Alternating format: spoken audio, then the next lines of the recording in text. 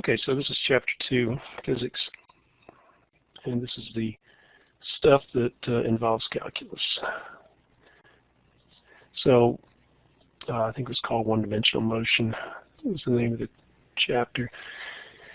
And from a non-calculus standpoint, we said that the instantaneous velocity was equal to the limit as delta t goes to 0 of delta x over delta t. And what the calculus base says is that the velocity in one dimension is just equal to dx dt. So we replace the limit definition with just the derivative. Likewise, the instantaneous acceleration is the limit as delta t goes to 0 of delta v over delta t. And so from a calculus standpoint, we say the acceleration is equal to dv dt. And we also say that it's equal to d squared x dt squared. So it's the second derivative of the displacement with respect to time. Also, going the other direction, actually, let's just go to the new page. So that's where you have x as some function of t in the sum equation. You can also go the other direction. So let's say a is a function of time. So that's one thing calculus allows us to do, because in our particular case, we kind of limit ourselves to, for algebra-based physics, we limit ourselves for the calculations to constant acceleration. And we do that, we come up with those 4 equations just using algebra. So the way we would do that, say this easy case first, is where a is constant, so we'll just say a is equal to a. A of t is just a constant. But that's also equal to dv dt. So the acceleration is the derivative of v with respect to t. So what we can do is multiply both sides by dt, and we get the dv is equal to a dt. A is a constant. So this is basically separation of variables. If we want to integrate from some initial time to some final time, and from some initial value to some final value. So what we can do is take a outside of the integral sign, and all we have to do is integrate dv and dt. So what we get on the right-hand side is v final minus v initial equals a times t final minus t initial. Because all I'm doing is integrating dt, which is t, and then you evaluate it at the 2 limits. And in our terminology for constant acceleration, t final minus t initial is just called t. V final we call v, and v initial is v0. So if we add v0 to both sides, we get this equation. And that's one of the 4 equations that we can use for constant acceleration. Okay, now what we do is we v is a function of t, v0 is a constant. So this is equal to dx dt. The velocity, instantaneous velocity, is dx dt.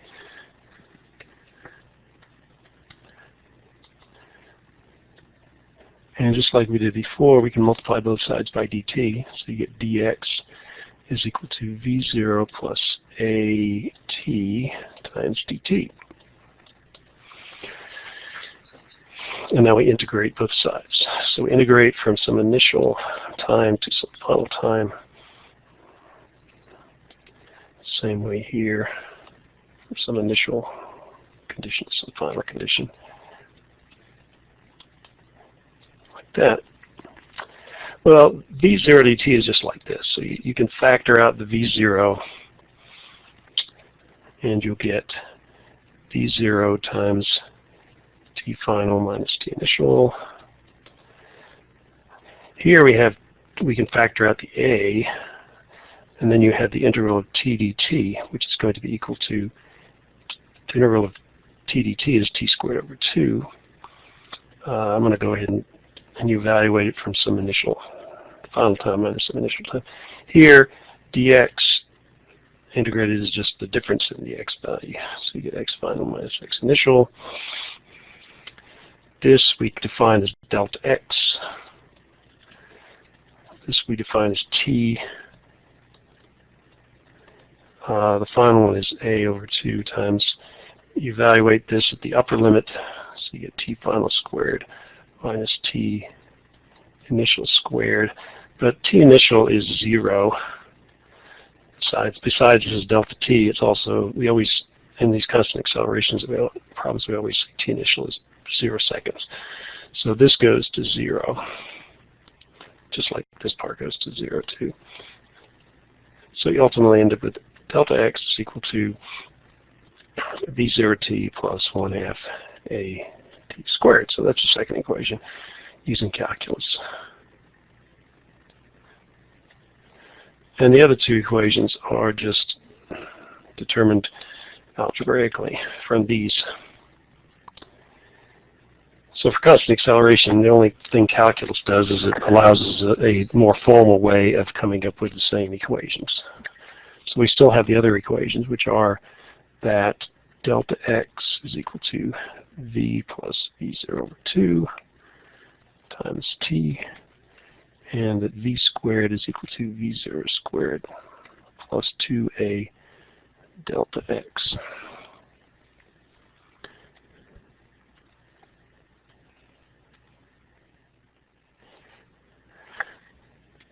So, what else does the calculus allow us to do? Well, if we are actually given the displacement as a function of time, and it's something that we can integrate, then we can just calculate velocity and acceleration easily, just using derivatives. So let's say it's going to be 5, and it's a function of t.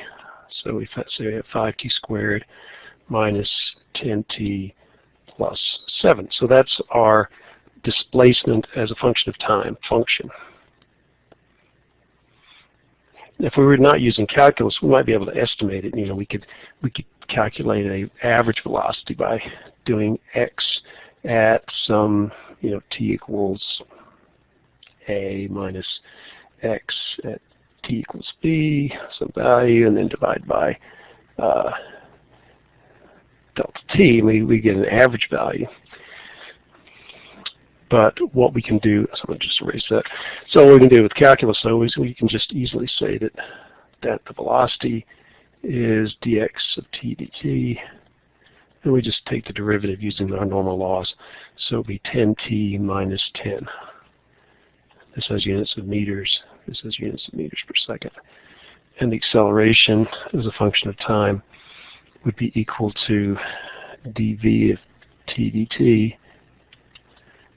So you just take the derivative of that, and you get 10. Derivative of 10t is just 10 meters per second squared. So this actually results in a constant acceleration. But I could have t cubed, I could have the sine of t, I could have all kinds of functions. So all I really have to do is, you know, the problem I'm going to give you, there's going to be some x of t. And you just have to take the derivatives and find the corresponding velocity and acceleration, which are the instantaneous values. So if I want to find the velocity at t equals 1, you just plug 1 into the equation. Instead of doing it, you know, what I would do here is I'd say v of 1 equals 10 meters per second. Actually be 0 meters per second, because I did 10 minus 10, so it's 0 meters per second. That would be the calculus way. Just plug in 0 or 1. The algebra-based physics way would be I could estimate it. I could take you know, x at 0.9 seconds, and I could subtract that, actually at 1.1 seconds. So I'd say x at 1.1 seconds minus x at, I'm still doing it wrong here. Oh, yeah, I'm doing okay. I thought I said 5.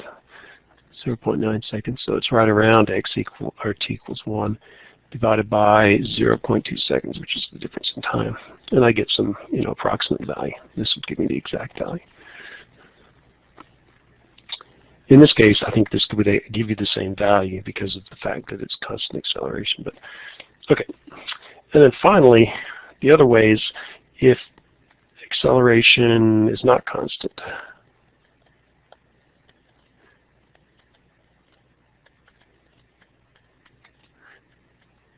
Now I'd also have to, in addition to saying that the acceleration is some function of time, I would also have to apply some initial conditions. I'd have to say x of 0 equals 5 meters, say, and v at t equals 0 is equal to -2 meters per second. So if I were to say the acceleration as a function of time is not a constant, but let's say it's 5t.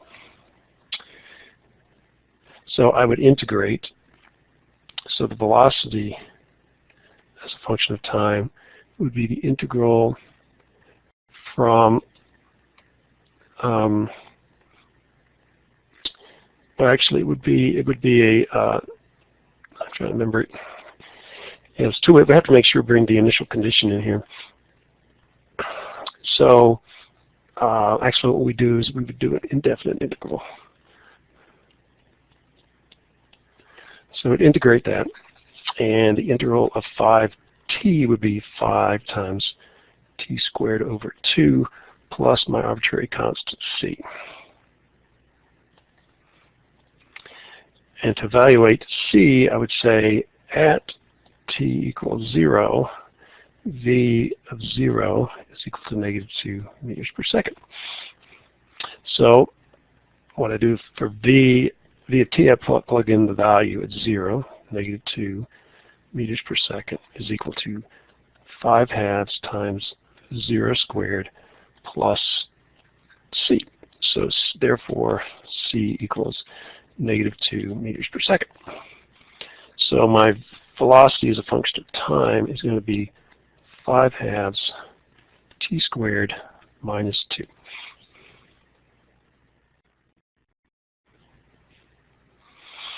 Okay, now to find the displacement x of t, I would again integrate, but I'm integrating this now, not integrating the results from my, like that. So my displacement as a function of time is going to be my constant. The integral of t squared is t cubed over 3. Integral of -2 is -2t, and I add my arbitrary constant again. Not the same arbitrary constant, but it is an arbitrary constant. Apply my initial conditions. So that's what I did here. Apply initial conditions to find the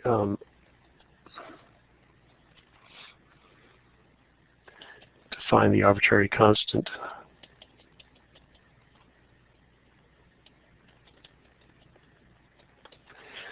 So x of t is, well, x of t, so we're going to apply it at t equals 0. So at t equals 0, x of 0 equals, I think it was 5 meters. 5. So for x of t, I put x of 0, which is 5. And this is going to be 5 over 6. T cubed, but t in this case is 0, so it's 0 cubed minus 2 times t, which again is 0, plus c. So therefore, c in this case is 5 meters. So my final mathematical description of the displacement as a function of time is going to be 5, 6 t cubed minus 2t plus 5 at 11 units of meters. So again, calculus allows me to have not a constant acceleration, but any time-varying acceleration, and then I have to integrate it twice, applying the initial conditions that are given in the problem to find my arbitrary constant, and it gives me the velocity as a function of time, and also the displacement was a function of time. And that is your final answer. So that's the calculus part of this, not that.